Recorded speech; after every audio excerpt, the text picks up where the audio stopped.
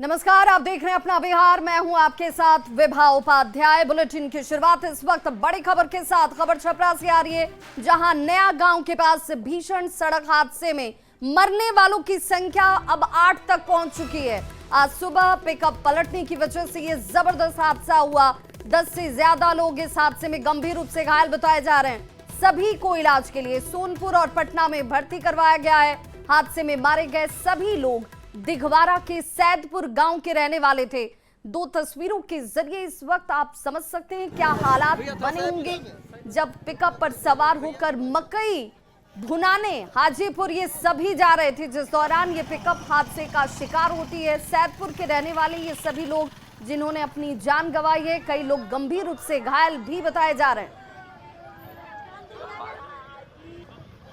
सुबह हम लोग सुने हैं कि लोग मकई लेके चिवड़ी कूटने जा रहा था लोग सराय। वो घटना चक्का कहा तो मैंने पिकअप था नया गाँव मदर चकमे के पास में 4 लाइन पर मैंने चक्का फट गया। वो लोग सभी घाट मैंने गिर गया। मैंने गाड़ी तीन पलटी मार दिया। तो रास्ता में पिकअप ऐसी फट गया चक्का और वहीं पे नाच ऐसे पूरा मतलब ऐसे हो गया था। गाड़ी पलट गया था, उसी को सब जता गया था, कितना जता गया, फिर फेंका गया। और छपरा संवाददाता संतोष गुप्ता इस वक्त ज्यादा जानकारी के साथ फोन लाइन पर जुड़ गए हैं। संतोष, क्या जानकारी इस वक्त मिल रही है घायलों की स्थिति को लेकर? जी देखिए, घायलों की संख्या 20 से ज्यादा थी, जिसमें कि और लोगों के मरने की बात सामने आई है। सुबह में जैसा कि हमारी एसपी से बात हुई थी, एसपी ने कहा था कि 5 लोगों की मौत हुई है इस पूरे घटना में। लेकिन अब जो हमारे पास अपुष्ट आंकड़े आ रहे हैं उसके हिसाब से 8 लोगों की मौत हो चुकी है अलग अलग अस्पताल में। कुछ लोगों को पटना में भर्ती कराया गया था, कुछ लोगों को नया गाँव में, कुछ लोग निजी अस्पतालों में भी इलाज करा रहे हैं। बड़ी संख्या थी। जो बताया जा रहा है कि उस गाड़ी पर एक पिकअप वैन पर 30 से ज्यादा लोग सवार थे और वो पिकअप वैन वहाँ नया गाँव के पास पलटी है और उस पलटने के हादसे में ऑन स्पॉट 4 लोगों की मौत हो गई थी, जिनका भी सदर अस्पताल में पोस्टमार्टम कराया गया है और 2 लोगों का सोनपुर में हुआ था, जिनका हाजीपुर में पोस्टमार्टम कराया गया है। और अब संख्या बताई जा रही है कि 2 लोगों की और मौत हो गई है, तो 8 ये संख्या पूरी पहुंच गई है। और जो बताया जा रहा है कि और भी लोग हैं जिनकी हालत काफी गंभीर बनी हुई है। हालांकि डॉक्टर उनको बचाने की लगातार कोशिश कर रहे हैं। सरकारी अस्पतालों में भी डॉक्टर अलर्ट पर है और उम्मीद की जा रही है कि अब कैजुअलिटी ज्यादा नहीं बढ़ेगी। डॉक्टरों ने इस स्थिति को संभालने की कोशिश की है, लेकिन जो हालात है वो लगातार बिगड़ते जा रहे हैं। एक बड़ा हादसा कहा जा सकता है जो सुबह में सामने आया, जो कि पिकअप का टायर फटने से। मैं बता दूं कि दिघवाड़ा के सैदपुर गांव के ये सब रहने वाले ग्रामीण है, जो कि मकई का भूजा भुजवाने के लिए जा रहे थे। वैशाली के सराय गाँव में कहीं पे इन लोगों ने अपॉइंटमेंट फिक्स किया, तो सभी लोग एक साथ जा रहे थे वहाँ अपना अपना मकई लेकर के। और उसी दौरान ये नया गांव के महदली चक के पास ये हादसा हुआ, जब जो पिकअप है उसका टायर फट गया, अचानक ब्लास्ट हुआ और ब्लास्ट के बाद जो ये गाड़ी है करीब 3 बार पलटी खाई और उसमें जितने लोग थे सभी जख्मी हो गए। 4 लोगों की मौके पर मौत हो गई और अब 8 का आंकड़ा सामने आया है। ओवरलोड की वजह से ये हादसा जो है वो देखने को मिला। बहुत बहुत शुक्रिया संतोष गुप्ता इस तमाम जानकारी के लिए। तो सैदपुर के रहने वाले ये सभी लोग जो चिवड़ी बुझवाने जा रहे थे, जिस दौरान ये हादसा हुआ और इसमें लोगों ने अपनी जान गंवा दी है। बहुत बहुत शुक्रिया संतोष। बड़ी खबर बक्सर से, जहां ट्रक का टायर फटने की वजह से ट्रक में जबरदस्त आग लग गई। इस हादसे में बताया जा रहा है कि ड्राइवर जिंदा जल गया और मौके पर उसकी मौत हो जाती है। ट्रक का टायर फटने की वजह से आग लगती है। हादसा बक्सर के नया भोजपुर थाना क्षेत्र के भोजपुरी कोठी का बताया जा रहा है और यह भी कहा जा रहा है कि ट्रक का टायर फटने से ट्रक का एक टेलर के साथ भिड़ंत होता है, जिसके बाद ट्रक में जबरदस्त आग लगी। मृतक ड्राइवर का नाम रविंद्र कुमार बताया गया, जो उत्तर प्रदेश का रहने वाला था। तस्वीरें एक्सक्लूसिव इस वक्त आपके टीवी स्क्रीन पर। तस्वीरों को देखकर आग की भयावहता का अंदाजा लगाया जा सकता है, जिसमें जिंदा ट्रक ड्राइवर की जलकर मौत हो गई।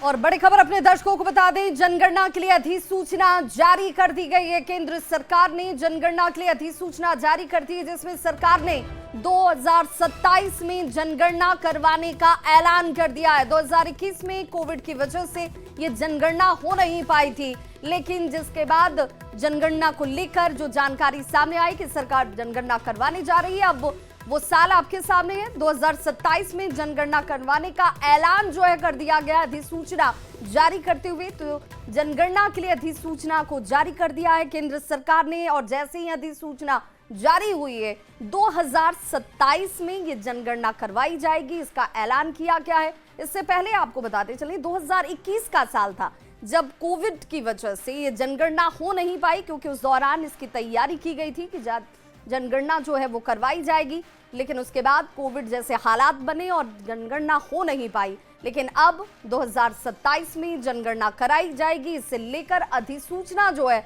वो केंद्र सरकार की तरफ से जारी कर दी गई है। आपको बताते चलें कि देश में जनगणना और जातिगत जनगणना के मुद्दे पर लगातार जो है वो सियासत भी होती रही है, और सियासत का दौर ऐसा कि इसे लेकर तमाम पार्टियां जो ये कहती नहीं है कि इसकी मांग हमने हमेशा की है, और अब जो जनगणना होने जा रही है वो भी दबाव की वजह से होने जा रही है। ये मांग जो है तमाम राजनीतिक दलों की तरफ से उठाया जा रहा था।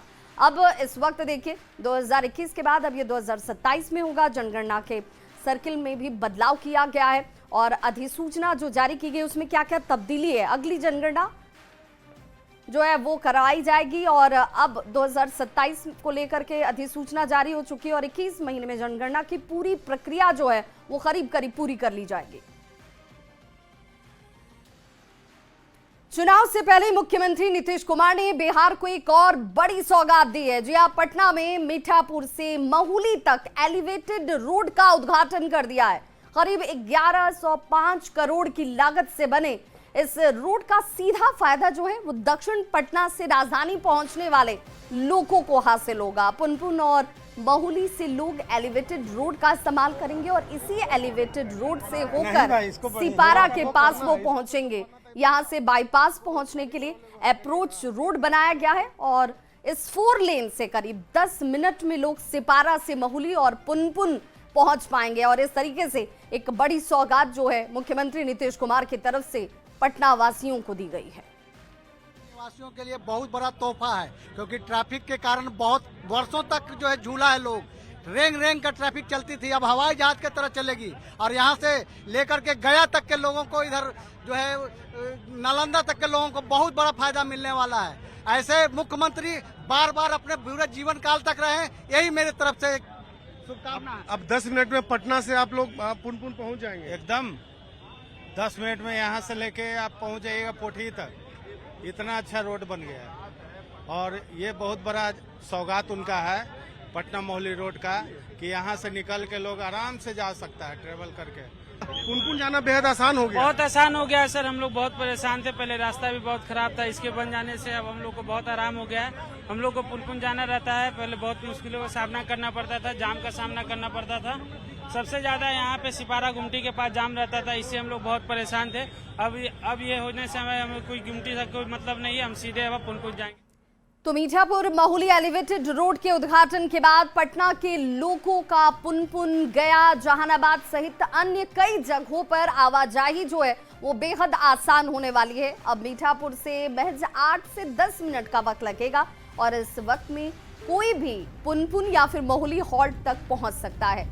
मुख्यमंत्री के इस एलिवेटेड रोड के उद्घाटन के बाद न्यूज़ 18 की टीम ने इस पर सफर किया, और सफर में लगने वाले समय की पड़ताल की। तो मीठापुर से एलिवेटेड सड़क पार करने में सिर्फ 7 से 8 नीचे से भी जाकर के बताएंगे, जबकि उसी सड़क को नीचे से या फिर यूं कह लें कि पुराने रास्ते से सफर करने में आज भी 20 से 25 मिनट लग रहे हैं। मीठापुर महुली एलिवेटेड का आज मुख्यमंत्री ने उद्घाटन कर दिया। अब इस एलिवेटेड से पुनपुन जाना बेहद आसान हो गया है। अब महज 10 मिनट में आप पुनपुन पहुंच सकते हैं, और हम इस वक्त इस यात्रा को भी करेंगे। मुख्यमंत्री ने उद्घाटन किया, उसके बाद अब हम आपको दिखाएंगे। देखिए लगभग 11:49 हो रहे हैं, और हम भी इस सड़क पर यात्रा करेंगे और देखेंगे कि वाकई जहां तक ये सड़क बनी है महुली तक, वहां तक जाने में कितना वक्त लगता है। बिल्कुल देखिए, ये जो मीठापुर महुली हॉल्ट का जो एलिवेटेड है उसकी यहाँ से शुरुआत हो रही है, और अब हम एलिवेटेड पर चढ़ चुके हैं।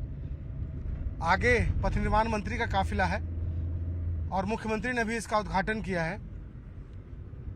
पहले पुनपुन या फिर कह लें परसा जाने में ही काफ़ी मशक्कत करना पड़ता था लोगों को, काफ़ी वक्त लगता था।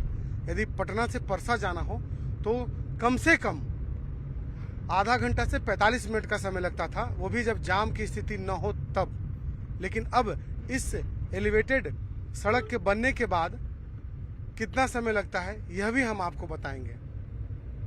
बेहद आसान हो गया है अब, जिन्हें गया जाना है, जिन्हें जहानाबाद जाना है, पुनपुन मसौढ़ी जाना है, या फिर जो रिंग रोड, जो पटना का रिंग रोड बन रहा है, उस रिंग रोड से भी इसकी कनेक्टिविटी होगी। तो कुल मिला के कहा जा सकता है कि एक बड़ा तोहफा और सरकार के द्वारा एक बड़ी पहल। और यह जो क्षेत्र है, यह मुख्यमंत्री नीतीश कुमार का संसदीय क्षेत्र रहा है। यहाँ से कई बार मुख्यमंत्री नीतीश कुमार चुनाव जीत करके संसद में पहुँचे हैं। तो ऐसे परिस्थिति में यह सड़क और भी महत्वपूर्ण हो जाता है। मुख्यमंत्री ने अपने भाषणों में कई बार इस सड़क का जिक्र किया कि जब वो पटना से पुनपुन जाते थे तो काफ़ी मुश्किलों का सामना करना पड़ता था, और अब हम आपको दिखा रहे हैं कि किस तरीके से आप महज कुछ मिनटों में ही पुनपुन तक पहुंच गए हैं। तो लगभग 8 से 9 मिनट में हम यहाँ पहुंच चुके हैं मोहाली के पास, और देखिए 11:57 हो रहा है, और कहा जा सकता है कि कितना कम समय में हम लोग यहाँ तक पहुँच गए। यह कहीं न कहीं एक बड़ी सौगात है बिहार के लोगों के लिए कि आप महज 5 से 7 मिनट में मीठापुर से मोहाली तक पहुँच जाएं, एलिवेटेड रोड से दूसरी तरफ चले आएं। तो बिहार के पथ निर्माण मंत्री नितिन नवीन ने इस एलिवेटेड रोड के शुरू होने पर खुशी जाहिर की। नितिन नवीन ने कहा कि पटना से दक्षिण गया, जहानाबाद सहित रांची तक जाना अब आसान हो चुका है। लोग अब कहीं भी जाम में नहीं फंसेंगे। जहानाबाद, वहां से फिर गया, और साथ में आप कह सकते हैं रांची तक के लिए जो पटना शहर से निकलने में काफी समय लगता था, अब सीधे बाईपास से आप निकल सकते हैं और 0 माइल के जाम में भी आपको फंसने की आवश्यकता नहीं है। तो कहीं ना कहीं एक सुगम रास्ता बिहार वासियों को मिल रहा है। करीब 1100 करोड़ की योजना से बन रहा है, और इसका फर्स्ट फेज आज माननीय मुख्यमंत्री जी भूपतिपुर से मोहाली तक का उद्घाटन कर रहे हैं। 2025 में इसका शुरुआत किया गया था, और 2020 में इसकी शुरुआत की गई थी, और आज 25 में इसका उद्घाटन हो रहा है। तो जो समय दिया गया था उस समय में ये योजना पूरी तरह से फायदा होगा। आप देख सकते हैं कि पूरी तरह से पुनपुन से लेकर जहानाबाद, मसौढ़ी, और इधर जो आप गया तक जाने वाले जो लोग हैं, जो रांची तक जाएंगे, वो पटना शहर से आसानी से जा सकते हैं और पटना शहर में सीधे आ सकते हैं। तो मीठापुर मोहाली एलिवेटेड सड़क के उद्घाटन के बाद पटना के लोगों का पुनपुन, गया, जहानाबाद सहित अन्य कई जगहों पर आवाजाही जो है वो बेहद आसान हो चुकी है। इस एलिवेटेड रोड के बनने पर पूर्व सांसद रामकृपाल यादव ने कहा कि इस क्षेत्र से सीएम नीतीश कुमार कई बार सांसद रह चुके हैं। लोगों को कितनी तकलीफ होती थी वे सब जानते हैं। बहुत बड़ा तोहफा दिया है माननीय मुख्यमंत्री जी ने, और भारत की सरकार संयुक्त रूप से इसमें राशि आवंटित की, और मुख्यमंत्री का विजन था। उसका सबसे बड़ा कारण यह है कि मुख्यमंत्री इस क्षेत्र से लगातार 5 बार सांसद हुए, बाद के दिनों में हम हो गए। तो वो कठिनाई को, परेशानी को, दर्द को, पीड़ा को जो जनता का था उसको एहसास किया था। प्रधानमंत्री नरेंद्र मोदी 20 जून को सीवान के जसौली में आ रहे हैं, और प्रधानमंत्री के आगमन को लेकर गोपालगंज में जबरदस्त तैयारी की जा रही है। आज एनडीए के बड़े नेताओं की एक बैठक यहां होने वाली है, जिसमें जेडीयू सांसद संजय झा, बिहार बीजेपी के अध्यक्ष दिलीप जायसवाल, केंद्रीय मंत्री ललन सिंह सहित कई बड़े नेता इस बैठक में मौजूद होंगे, और प्रधानमंत्री की सभा को लेकर उसे ऐतिहासिक बनाने की रणनीति पर चर्चा की जाएगी। बीजेपी जिला अध्यक्ष संदीप गिरी ने कहा कि गोपालगंज से करीब 1 लाख कार्यकर्ता प्रधानमंत्री के इस कार्यक्रम में शामिल होने वाले हैं। हर बूथ से एक बस कार्यक्रम स्थल के लिए रवाना की जाएगी। बूथ से कार्यकर्ता हमारे जा रहे हैं। हमारे पूरे गोपालगंज जिला में कार्यकर्ताओं में एक उत्साह है। सिवान में देश के यशस्वी प्रधानमंत्री नरेंद्र मोदी जी आ रहे हैं। आज कार्यालय पर हम लोगों का बैठक हुआ है। यह तय हुआ है कि हर बूथ से एक गाड़ी हमारी खुलेगी। प्रधानमंत्री अभी जो आ रहे हैं, इस समय जो कार्यकर्ताओं में एक जुनून है, एक जो जोश है, अभी कुछ महीने, एक महीने पहले ही जिस तरह से पाकिस्तान को उसके घर में घुस करके उन्होंने मारा है, ये ताकत उनको हमेशा बनी रहे, उसके लिए गोपालगंज से जन सैलाब सिवान में उनका स्वागत करने के लिए भारी संख्या में उमड़ेगा। मैंने लोकप्रिय नेता अगर कोई आज के डेट में है तो श्री नरेंद्र मोदी जी हैं, और काफ़ी सौभाग्य की बात है कि हम लोग के गोपालगंज के बगल, मैंने हम लोग को लग रहा है कि यहाँ से बगल में पचरुखी जो है जसौली में, वहाँ पर प्रधानमंत्री जी का आगमन हो रहा है। मैं सभी युवाओं से आग्रह करूँगा, गोपालगंज के सभी नागरिकों से आग्रह करूँगा कि आप अधिक से अधिक संख्या में उस कार्यक्रम में शामिल होकर प्रधानमंत्री जी के कार्यक्रम को सफल बनावें, ऐतिहासिक बनावें। तो प्रधानमंत्री नरेंद्र मोदी के बिहार दौरे को लेकर बिहार बीजेपी अध्यक्ष डॉक्टर दिलीप जायसवाल भी बेहद उत्साहित नजर आए। प्रधानमंत्री मोदी के सिवान दौरे को लेकर जायसवाल जी ने कहा कि पीएम मोदी दुनिया के सर्वाधिक लोकप्रिय नेता हैं और इनमें से एक बार फिर 20 जून को उनके बिहार में मौजूदगी होगी तो सिवान के अलावे सारण, गोपालगंज के लोग प्रधानमंत्री को सुनने के लिए बड़ी संख्या में पहुंचेंगे। पीएम नरेंद्र मोदी एक बार फिर से बिहार आने वाले हैं। 20 तारीख को सिवान में उनकी महासभा होगी। बीजेपी की तरफ से भव्य तैयारी की जा रही है। बीजेपी प्रदेश अध्यक्ष हमारे साथ हैं। पीएम एक बार फिर से बिहार आ रहे हैं, क्या कुछ तैयारी है? देखिए, दुनिया के सर्वाधिक लोकप्रिय नेता और देश के यशस्वी प्रधानमंत्री श्री नरेंद्र मोदी जी का 11 वर्ष में, जो उनका प्रधानमंत्री का 11 वर्ष का काल है, 52वीं बार 50+2 52वीं बार 11 वर्ष में बिहार आ रहे हैं और मात्र 9 महीना में ये 6ठी बार बिहार आ रहे हैं। दरभंगा, जमुई, भागलपुर, झंझारपुर, विक्रमगंज और उसके बाद अब ये जसौली, सिवान। बिहार के प्रति उनका कितना आकर्षण और प्यार है इसी बात से देखा जा सकता है। और प्रधानमंत्री जी जब भी आते हैं सौगात लेकर आते हैं।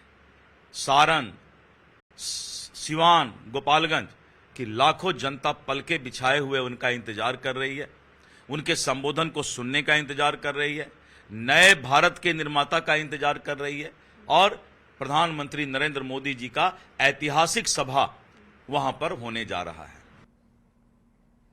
तो प्रधानमंत्री नरेंद्र मोदी साल 20 जून को चौथी बार बिहार दौरे पर आ रहे हैं और सिवान के जसौली में प्रधानमंत्री नरेंद्र मोदी के ऐतिहासिक सभा की तैयारी की जा रही है। इस मौके पर प्रधानमंत्री करोड़ों की योजनाओं की सौगात देंगे, जिसमें कई योजनाओं का शिलान्यास और उद्घाटन भी शामिल है। जसौली में प्रधानमंत्री की सभा को लेकर जर्मन एंगल से बना बड़ा पंडाल यहां पर देखिए तैयार किया जा रहा है, जिसमें कई सुविधाएं शामिल होंगी। भीषण गर्मी को देखते हुए पंडाल को विशेष तौर पर बनाया जा रहा है ताकि धूप और बारिश का पंडाल के भीतर कोई असर न पड़े।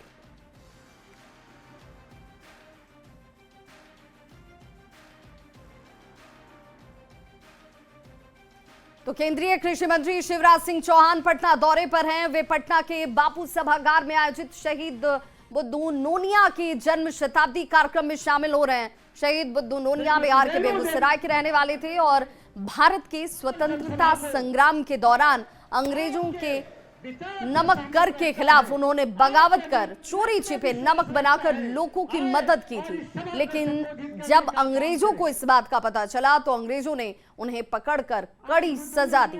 कार्यक्रम में शामिल होने से पहले पटना एयरपोर्ट पर उन्होंने बुद्धू नोनिया को श्रद्धांजलि दी। तो बापू सभागार में जन्म शताब्दी कार्यक्रम, जिसकी तस्वीर इस वक्त आप टीवी स्क्रीन पर देख रहे हैं, श्रद्धांजलि देने के लिए पहुंचे शिवराज सिंह चौहान और शहीद बुद्धू नोनिया का जन्म शताब्दी समारोह बड़े आयोजन के तौर पर किया जाता हुआ। बुद्धू नोनिया ने देसी नमक बनाकर लोगों की मदद की और बौखलाए अंग्रेजों ने उन्हें कड़ी सजा दी थी। शहीद बुद्धू नोनिया को श्रद्धांजलि अर्पित किया गया और उन्हें याद किया गया। बापू सभागार की तस्वीर इस वक्त आप देख पा रहे हैं। सबसे पहले मैं शहीद अमर शहीद बुद्धू नोनिया जी के चरणों में श्रद्धा के सुमन अर्पित करता हूं। गांधी जी के आह्वान पर वो मिट्टी से नमक बनाने का काम करते थे और नमक सत्याग्रह को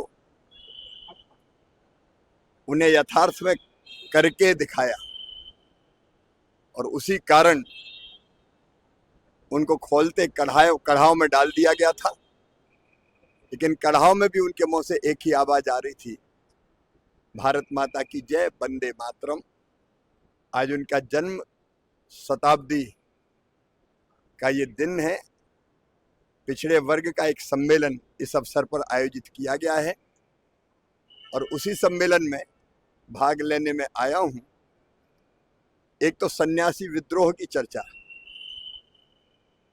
हमने किताबों में काफी पढ़ी है, लेकिन सन्यासी विद्रोह के साथ देश की आजादी के लिए नौनिया विद्रोह भी हुआ था। आज उसी समाज के और पिछड़े वर्गों के कई भाइयों और बहनों से भेंट करने का अवसर मिलेगा। उनके चरणों में फिर श्रद्धा के सुमन अर्पित करता हूं। तो श्रावणी मेले के आयोजन में अब कुछ ही दिन रह गए हैं और लोग अभी से ही तैयारियों में जुट चुके हैं। वैसे तो सावन महीने का इंतजार हर किसी को रहता है, लेकिन सुल्तानगंज और देवघर के स्थानीय दुकानदार इस महीने का बेसब्री से इंतजार करते हैं। सावन हर साल दुकानदारों के लिए एक नई उम्मीद लेकर आती है।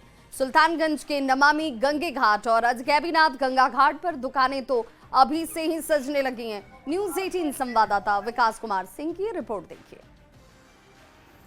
विश्व प्रसिद्ध श्रावणी मेले में महज कुछ ही दिन शेष बचे हैं, लेकिन सुल्तानगंज में अभी से ही भक्ति की बयार बहने लगी है।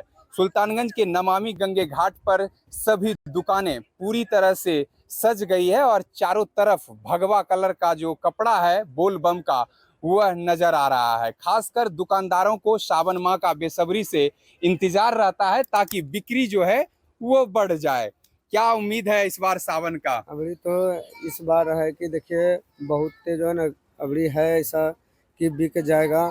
उम्मीद है बहुत कि जो है ना ऐसा होना चाहिए। अभी उम्मीद है कि बिक जाएगा। तो हम पूंजी लगाए हैं, पूंजी तो 7 से 8 लाख रुपया लगा चुके हैं अभी तक में। तो अभी देखिए क्या हो सकता है। अभी आगे चल के क्या होगा नहीं होगा ये तो हम भी नहीं बता सकते। उम्मीद क्या है? उम्मीद है कि बिक्री होगा। तो सावन इस बार चलेगा। क्या नाम हुआ आपका? संतोष कुमार यादव। चलिए देखिए, ये पूरी तरह से जो दुकानें हैं चारों तरफ नमामि गंगे घाट पर दुकानें सज गई हैं और हर साल की तरह इस साल भी दुकानदारों को सावन माह में ज्यादा बिक्री होने की उम्मीद है। बता दें कि सुल्तानगंज में सावन के महीने में देश विदेश से काफी संख्या में शिव भक्त यहाँ पहुँचते हैं और यहाँ से सुल्तानगंज से सिर्फ भक्ति का मार्ग ही प्रशस्त नहीं होता है, बल्कि सावन के महीने में रोजगार का सृजन भी होता है। और यही कारण है कि खासकर दुकानदारों को सावन माह का बेसब्री से इंतजार रहता है। विकास कुमार सिंह, न्यूज़ 18 भागलपुर।